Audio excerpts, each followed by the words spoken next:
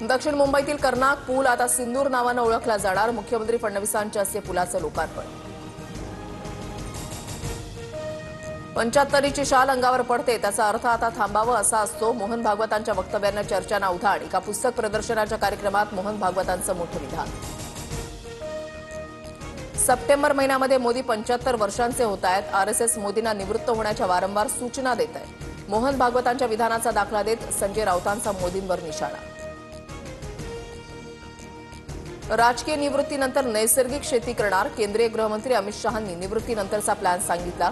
तर मनामध्ये निवृत्तीचे विचार येणं हे देशासाठी शुभसंकेत. राऊतांचा टोला. उपमुख्यमंत्री शिंदे ओरिजिनल शिवसेना तर अजितदादा ओरिजिनल राष्ट्रवादी घेऊन बाहेर पडले. फडणवीसांची प्रतिक्रिया. तर कायद्याच्या चौकटीमध्ये राहूनच नार्वेकरांनी योग्य न्याय दिल्याचं विधान. राज्य सरकारच्या बहुप्रतीक्षित जनसुरक्षा विधेयकाचा मार्ग मोकळा. समितीचे अध्यक्ष चंद्रशेखर बावनकुळे आज सभागृहामध्ये विधेयक मांडणार. विरोधकांच्या भूमिकेकडे लक्ष.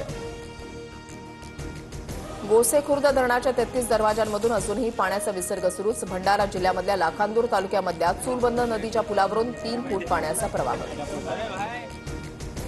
जळगावच्या भुसावळमधील हतनूर धरणाचे 6 दरवाजे उघडले. 6321 क्युसेकनं विसर्ग. नदीकाठच्या गावांना सतर्कतेचा इशारा.